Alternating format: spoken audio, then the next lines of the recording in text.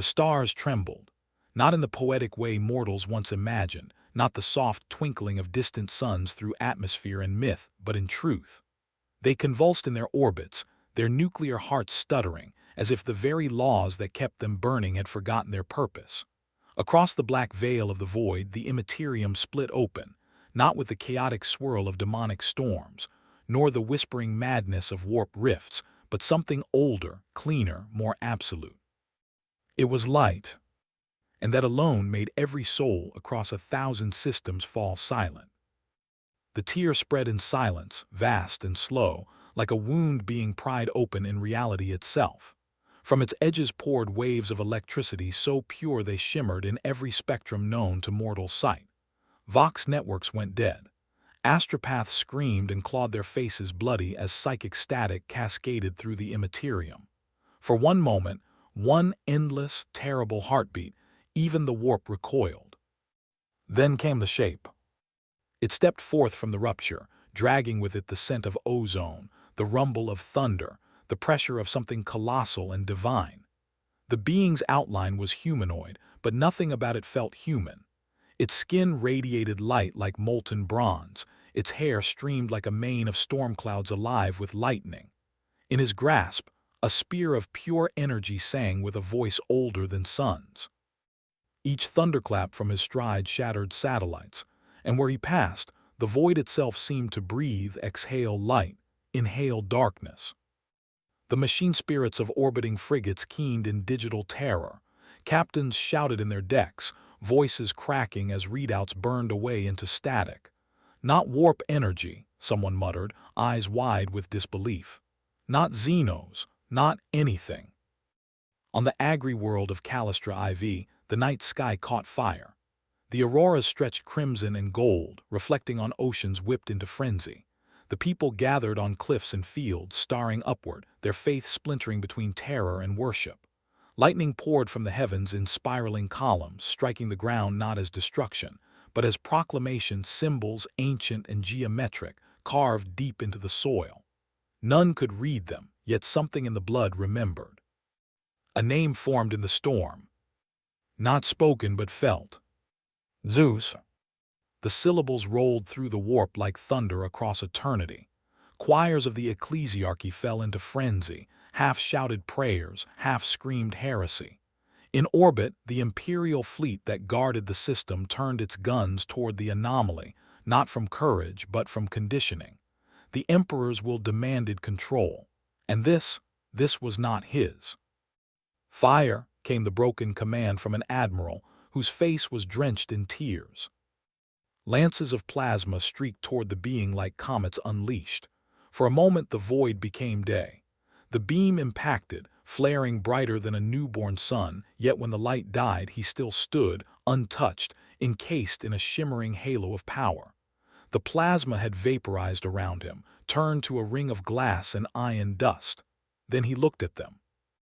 That gaze, not fury, not pity, was pure divine comprehension. A god, seeing insects aiming thunder at Olympus. The fleet's machine spirits screamed and died. The men within their ships burned from within, souls short-circuited by a current too sacred to comprehend. The vessels themselves became silhouettes of fire, drifting husks frozen in silent orbit. On the world below, storm fronts collided. Oceans heaved in chaos. Clouds shaped themselves into colossal faces, not demonic, but divine.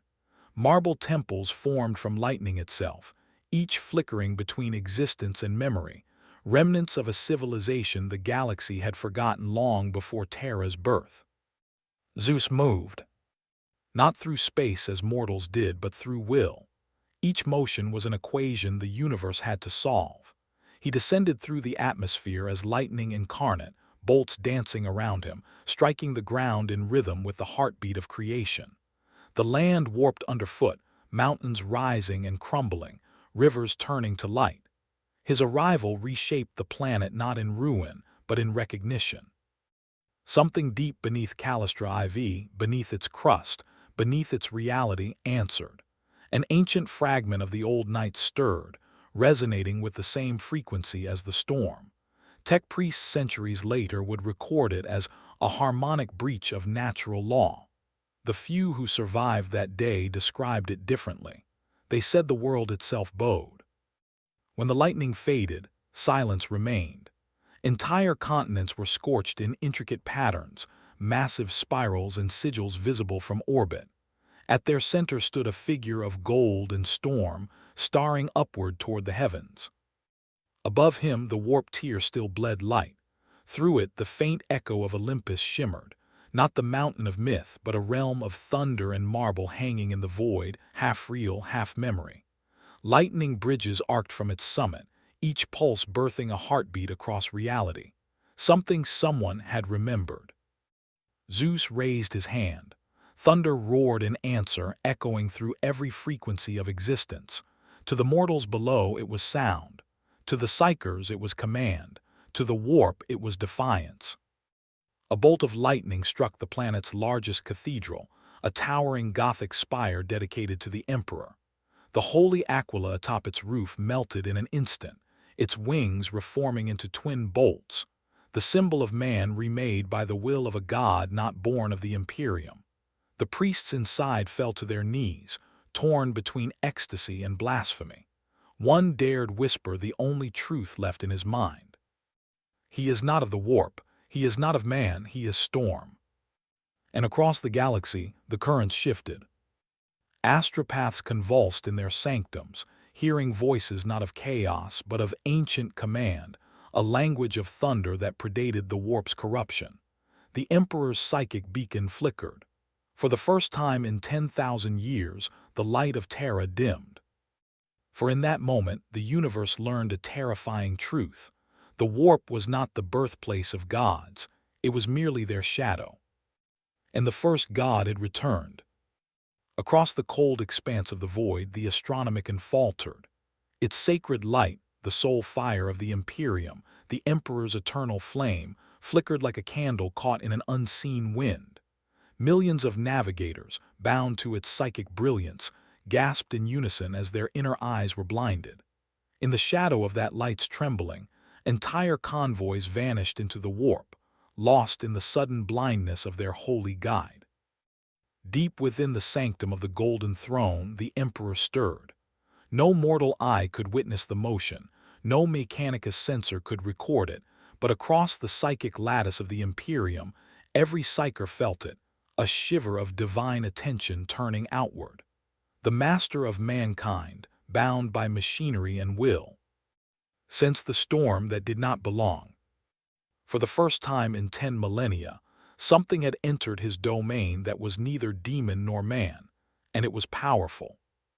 The Astronomicon's chamber, a cathedral of blinding radiance, lined with dying psychers, erupted in chaos. The choir of souls screamed as the Emperor's light recoiled, battered by a resonance older than warp physics itself. It wasn't the malign distortion of chaos. It was a clean, perfect frequency, ancient beyond reckoning. Where the warp was madness incarnate, this energy was order wrapped in fury. "Impossible," whispered one of the master astropaths as blood ran from her eyes. "It is no demonic pulse. It is divine, but not his divine." The Emperor's presence pressed down upon them, a golden weight of will that silenced the screaming, snuffed out the terror.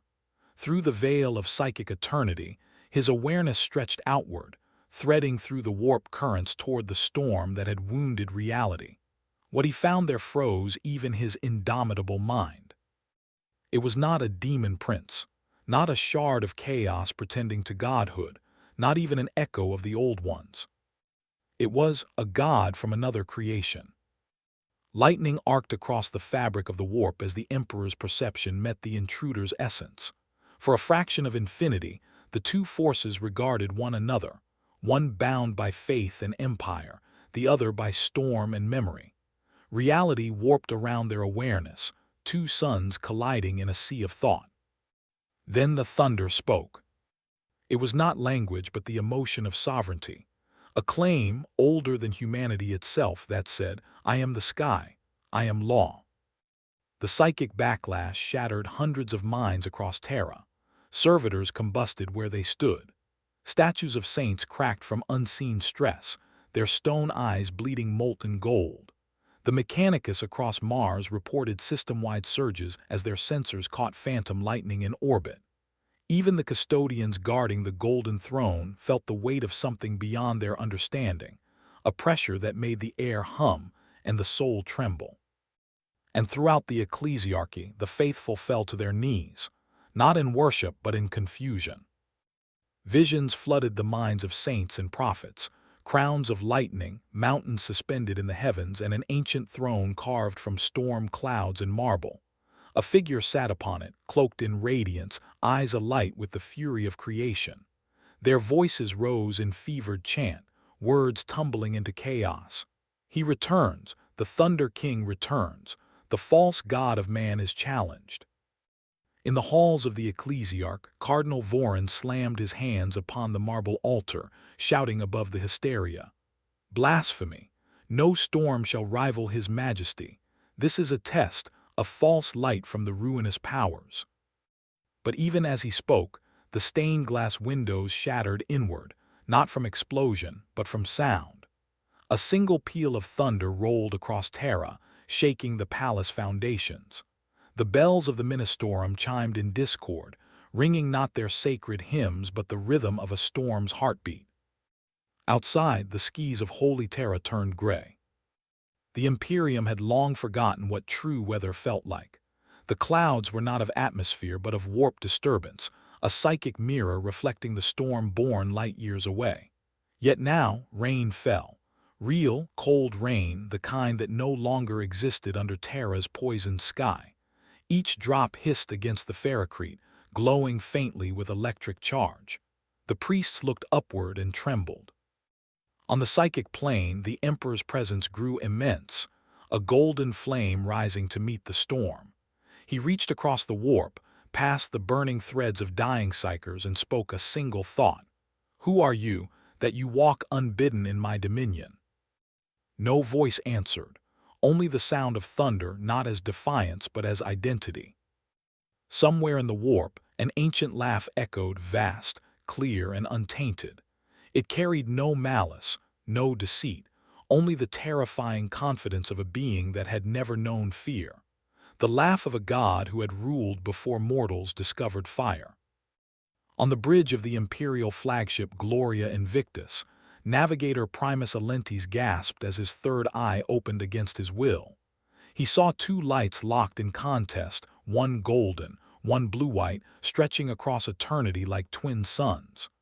"By the Emperor," he whispered, his voice breaking, "something dares to stand beside him." The choir behind him died in unison, their hearts bursting from psychic pressure. In the warp, currents spiraled out of control.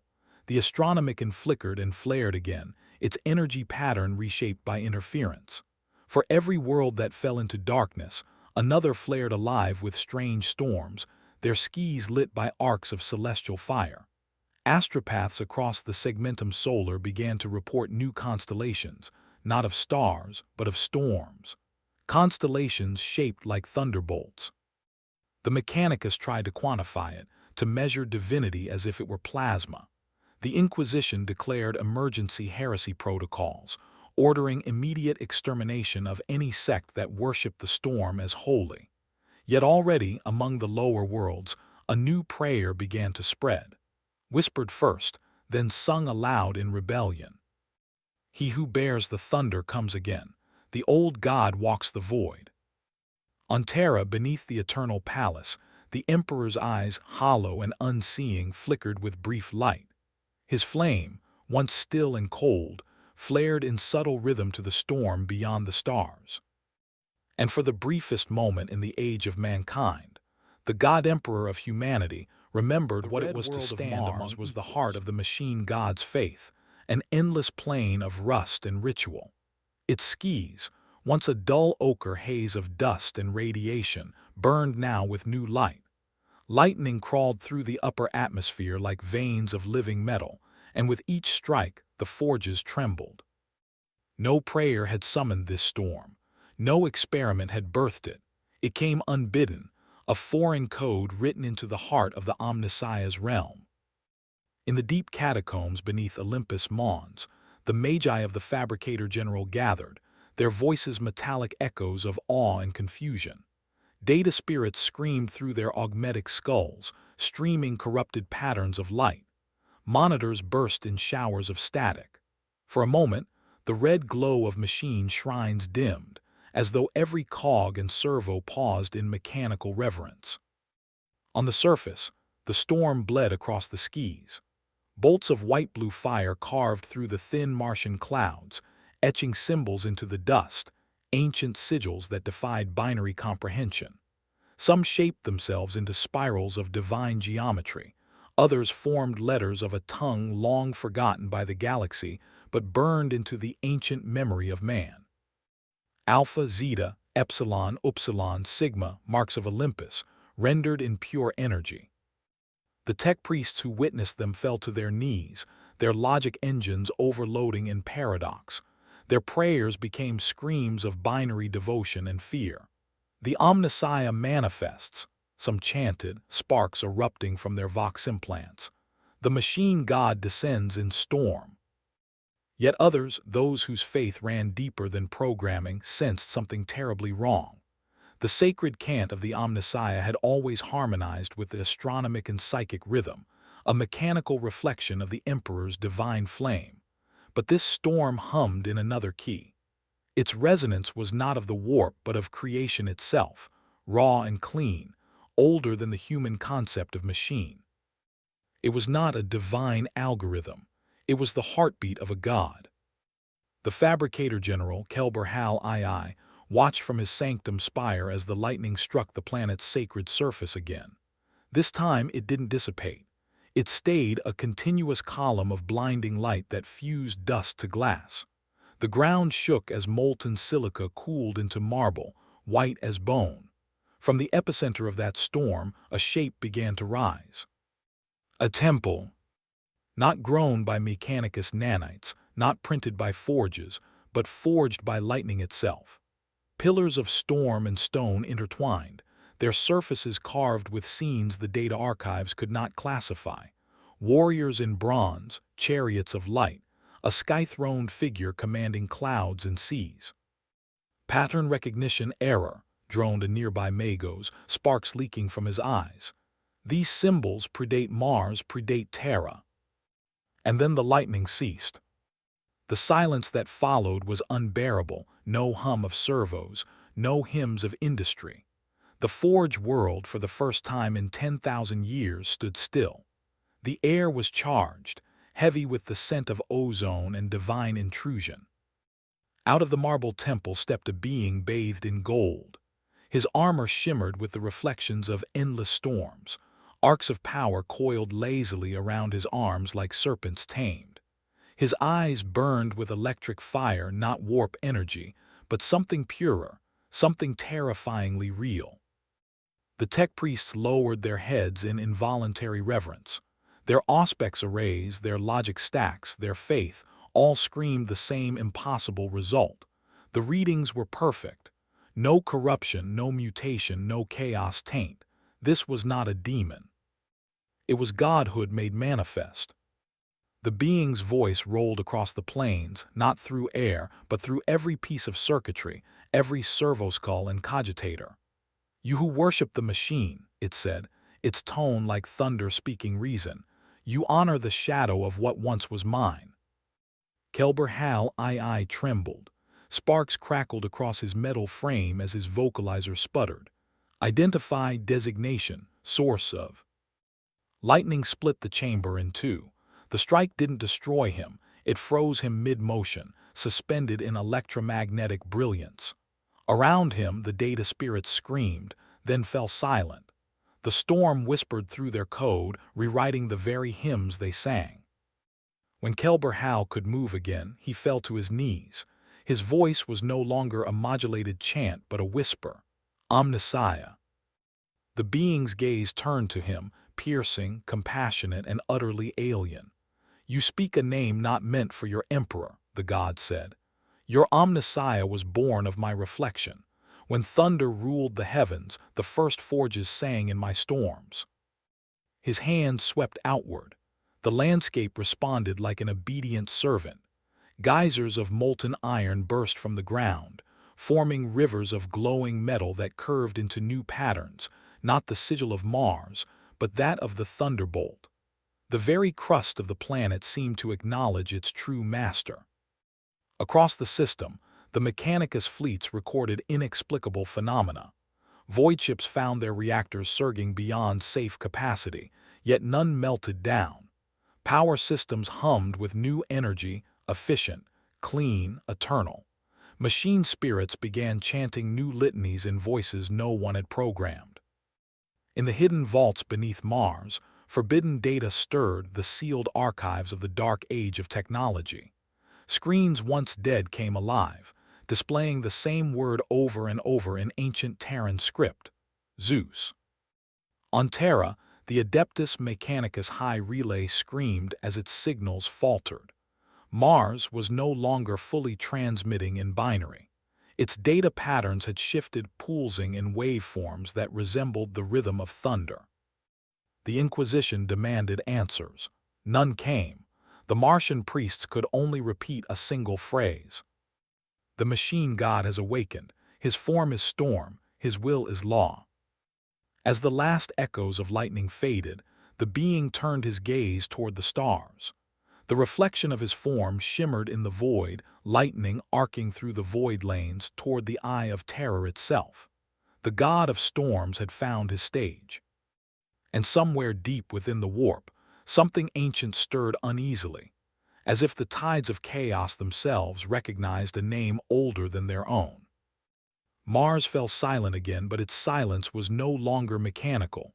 It was reverent, expectant. The Omnissiah had been redefined. The Eye of Terror swelled like a wound that refused to heal, a churning galaxy of madness where chaos ruled as gods and nightmares mingled with faith. But on this day, even madness grew still. The first ripple came not from within but beyond the warp itself, a tremor that did not follow the rhythm of chaos. It was clean, ordered, yet terrible in its magnitude. The Sea of Souls, that endless storm of despair and ecstasy, convulsed like a living thing. From the Black Library to the brass citadels of Khorne, the same tremor whispered through eternity. A storm had entered their realm.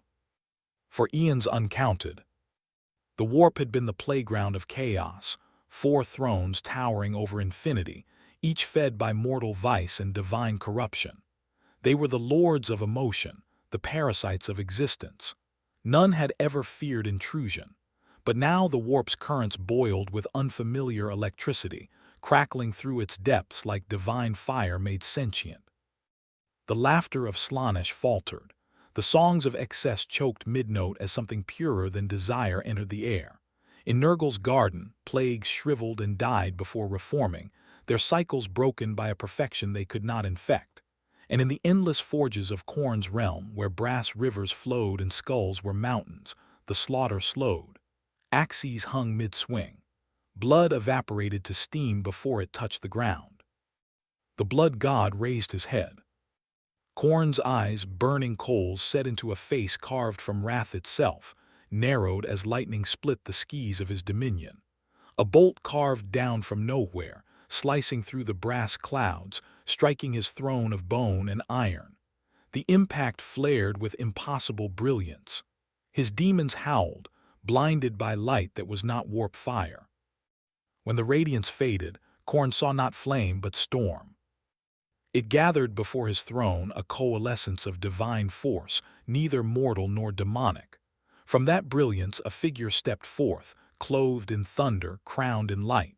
His eyes were unafraid. His gaze met Khorne's directly, unflinching, unawed. No one, no demon, no god, no emperor had ever looked at the Lord of Skulls without trembling. Yet this one did. The air itself bent under Khorne's growl. "You dare enter my dominion, outsider." The figure's reply was calm, his voice like a commandment written in lightning. "Dominion," he said. "You mistake indulgence for sovereignty. I walked the heavens when your kind were but sparks in the void." The storm crackled behind him, and thunder rolled through the warp like judgment. Korn's grip tightened around his colossal axe. All power belongs to war. All law bends to blood. Speak again, and I shall. The god of thunder raised his hand. Lightning struck. For an instant that stretched into eternity, the forges of Korn fell silent. The very concept of fury, the essence from which the blood god was born, hesitated. The strike didn't wound him, but it burned something far deeper: certainty. The idea that the warp was infinite and inviolable had cracked. Korn stood, his vast form shaking the brass planes beneath him. "You are not of the warp," he growled, his voice echoing through creation. "Then you do not belong here." Zeus's voice came again, rolling like divine thunder across the warp. "And yet here I am." A storm erupted across Korn's realm. Lightning forked from horizon to horizon, searing mountains of skulls into glass. The demons fled, not from pain but from confusion, their essence unraveling in the presence of purity. In Tzinch's crystalline domain, the architect of fate watched from his impossible towers. His thousands of eyes glimmered with chaotic light, each reflecting a future. In every one the storm raged, rewriting destinies. "A god unshaped by mortal belief," he murmured. "Fascinating, impossible, dangerous." Slaanesh turned their gaze from shattered mirrors, smiling faintly as they felt the taste of divinity that did not crave, did not need. "Perfection without desire," they whispered. "How utterly boring, how utterly beautiful." But in the fetid realm of Nurgle, even the Plaguefather's laughter dimmed. "Such vigor," he mused, cradling a rotted blossom in one massive hand. "Such vitality, it reminds me of life itself before it learned to decay." And across their infinite dominions, the Chaos gods felt something new, a presence that was not born of the warp, that carried no reflection of mortal sin. A force that obeyed only the logic of existence, not emotion. The storm pressed deeper into the warp, tearing its fabric apart wherever it passed. Great demons were unmade, their essence dissolving into harmless energy. The screaming tides of lost souls fell silent, their torment soothed by the thunder's hum. For the first time since the birth of chaos, the warp knew peace. But peace was poison to it. Reality shuddered. The eye of terror convulsed, its edges fraying as if reality itself feared the purity flooding its depths. Warp storms collapsed into themselves, and for a fleeting heartbeat, the galaxy's most cursed wound began to heal. Tzinch moved first, his voice carried like silk across eternity.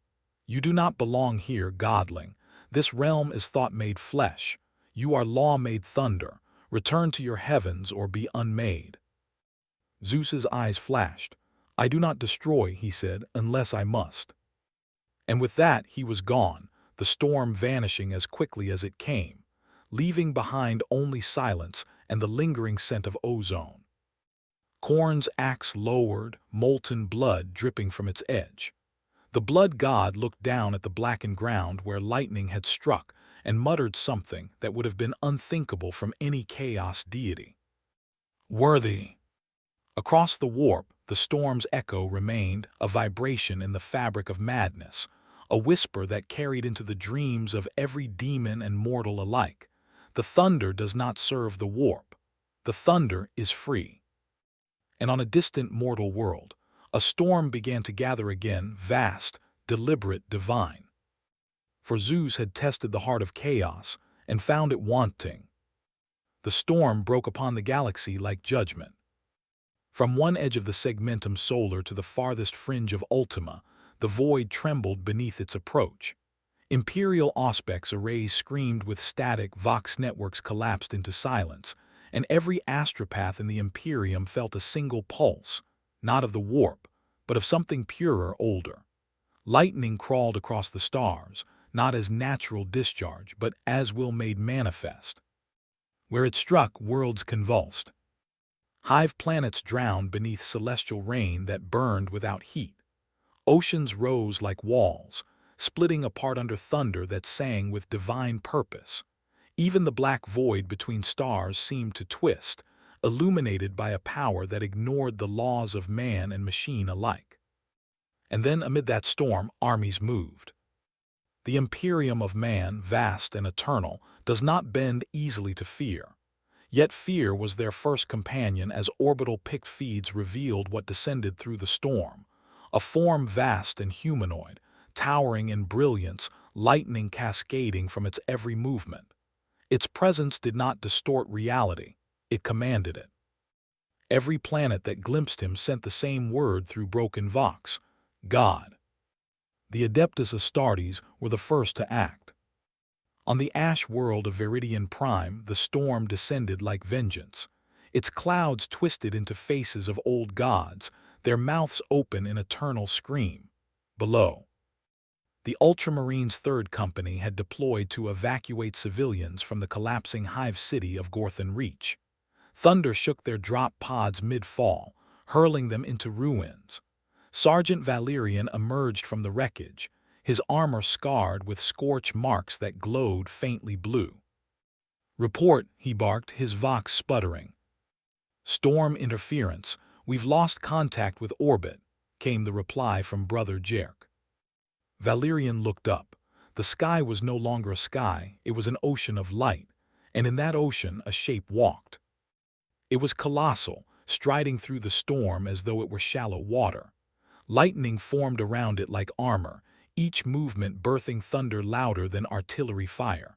For a moment, Valerian thought he saw a face within that radiance, a stern visage crowned in storm, eyes like molten suns. Then the light moved. A single bolt struck the ground before them. The shockwave threw Astartes through Ferrocrete, shattering armor, crushing walls. Yet there was no malice in it, only overwhelming force. When the dust cleared, the ground was molten glass, and standing at its center was a figure clad in gleaming bronze, his skin alive with arcs of electricity. Zeus had come to Viridian Prime. The Astartes raised their bolters by instinct, not reason. They were sons of the Emperor, and any god that was not him was heresy incarnate. "Fire!" Valerian roared. Bolters thundered. Shells streaked toward the figure, detonating in a storm of metal and flame. But the explosions vanished into mist before they reached him. The bullets never touched his flesh. The air itself bent to his will, dispersing every projectile like dust before a hurricane. Zeus looked upon them not with contempt but with curiosity. "Warriors of man," he said, his voice echoing in every direction at once. "You fight for a god who sits upon a throne of death. Tell me, does he still dream?" Valerian clenched his jaw. "The Emperor protects." Zeus's eyes flashed with lightning. "Then let him protect you from me." The storm erupted again. Bolter fire dissolved into static. The ground quaked, and a Titan, the Invigilus Rex, pride of the local legio, waded into the fray, its cathedral frame glowing red from atmospheric friction. Designation unknown, its princeps shouted through the machine's internal vox. Target identified as divine-class entity, engaging with extreme prejudice. Plasma cannons roared, hurling sunfire across the battlefield. Zeus raised his hand. The beam met his palm and stopped. The god's arm trembled slightly, not from pain but from focus. Then, with a flick of his wrist, he turned the energy back. The plasma stream reversed course, arcing like a serpent of blue fire, striking the Titan square in the chest. The machine froze. Then slowly, it bent one knee. Its vast form sank into the glassed earth, its engines roaring in mechanical agony before dying in silence. Titans did not kneel, but this one did. The battlefield fell quiet, save for the hiss of cooling metal. Even the thunder paused as if in reverence. Zeus stepped closer, placing his hand on the fallen Titan's armor. For a heartbeat, the great war machine's spirit, its animus, flickered. Lightning danced across its runes, illuminating them with strange new sigils, runes of an age older than Mars.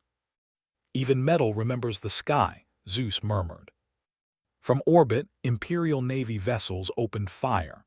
Lances of coherent energy burned through the clouds, striking his location with the fury of 1,000 suns. For several seconds, the atmosphere itself boiled. When the light faded, the god still stood. He looked upward. Above him, the void bloomed with light as his thunder spread, not merely across the planet but through space itself. Vox systems failed. Nav charts corrupted. The astronomicon flickered once more. But there was something deeper. In the warp, faint and distant, the Emperor felt it, a presence that rivaled his own, untainted by chaos yet burning with sovereign power. Within the throne room of Terra, golden light quivered. The silent custodians turned as the Emperor's skeletal hand twitched. For the first time in 10,000 years, a spark of expression passed across the withered remnants of his face.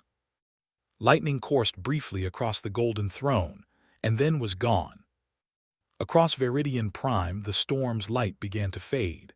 The Astartes rose from the ruins, their armor blackened, their faith shaken. In the molten glass where the Titan had knelt, only a sigil remained, carved by lightning into the earth. It was a circle crossed by a jagged line, a thunderbolt eternal. Valerian stared at it, his heart hammering against ceramite. What manner of god was that? Brother Jerk looked skyward, where the storm's edge retreated into the void. Not one of ours, he said softly. Above them the clouds closed like curtains. Silence fell. But every sensor in the Imperium knew the truth. The storm was not over. It was moving outward, spreading, consuming stars one by one. And somewhere beyond the veil, lightning struck again, bright enough to cast shadows upon the golden throne. The age of gods had begun to awaken. The galaxy burned with quiet light. It was not the fire of war, nor the malignant glow of the warp. It was older, elemental, like the first sunrise of creation bleeding once more into the void. Where once blackness ruled, now lightning threaded the stars in veins of gold and white, connecting systems that had never known one another.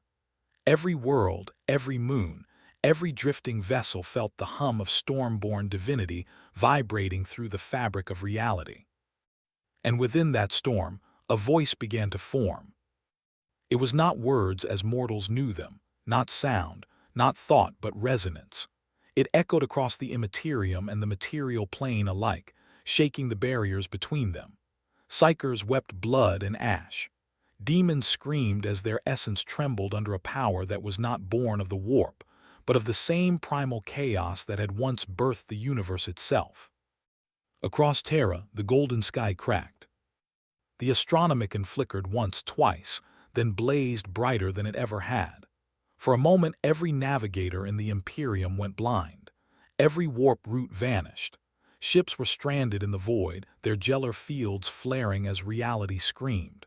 The storm's pulse passed through them all, and in that light, even the Emperor stirred. Within the Sanctum Imperialis, where no sound dared linger, a faint tremor shook the marble floor. The custodians froze, their halberds lowering instinctively as the light around the golden throne shifted. The Emperor's corpse, or what was left of him, glowed faintly, arcs of lightning crawling across the life-sustaining machinery that kept his divine husk bound to existence. A voice whispered from everywhere and nowhere. Not defiant, not mocking. Equal. Across the sea of souls, the chaos gods felt it too. Korn's throne of skulls shuddered as cracks of pure lightning cut across its black marble. His rage rose, but beneath it something else stirred: respect. For eons he had known only rivals born of hatred and corruption. This one was neither. He was not bound by the warp, not forged by madness or faith. He was simply power.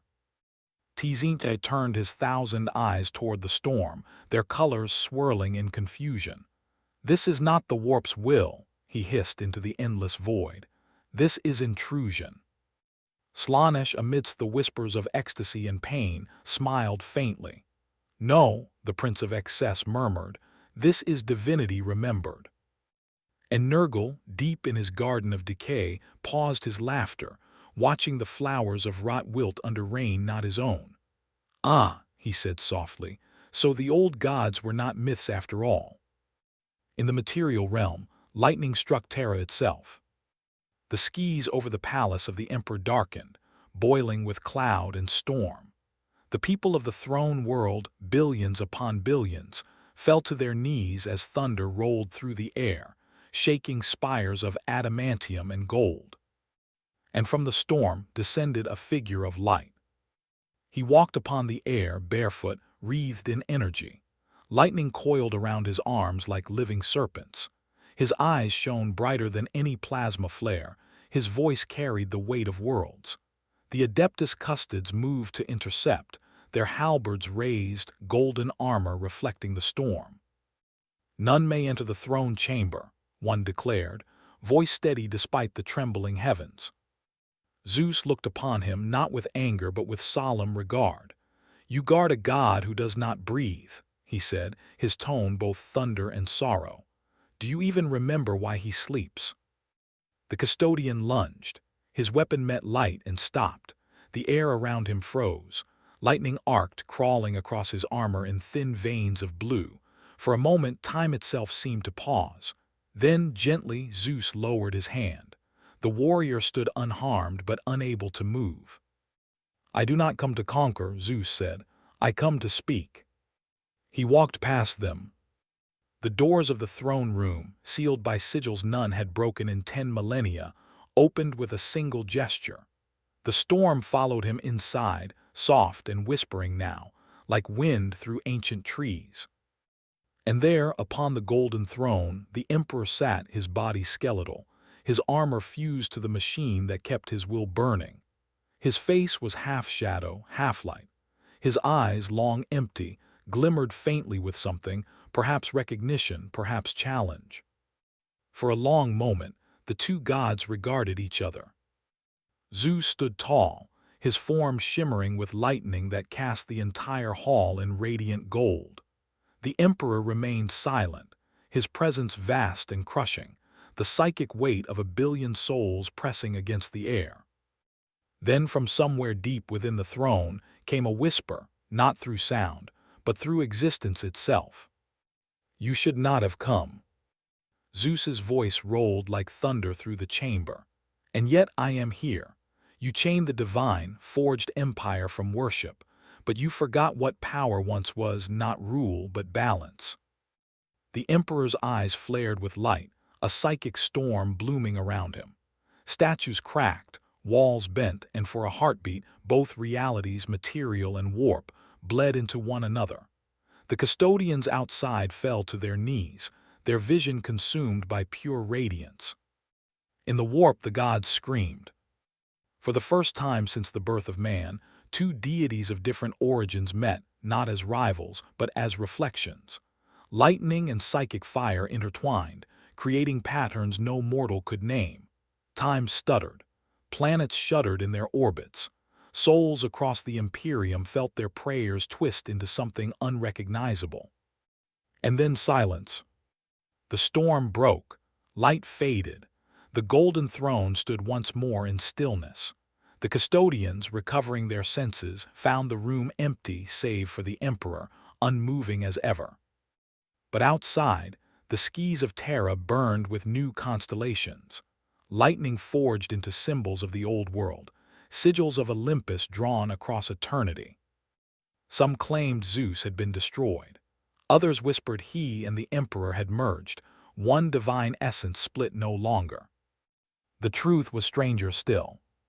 Far across the galaxy, in the silence between stars, thunder rumbled again, faint, steady, eternal. Some said it was defiance, others ascension.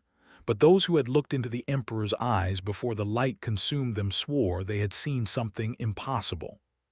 Not wrath, not hatred, but recognition. And in that final spark of understanding, the galaxy knew. The age of gods had returned.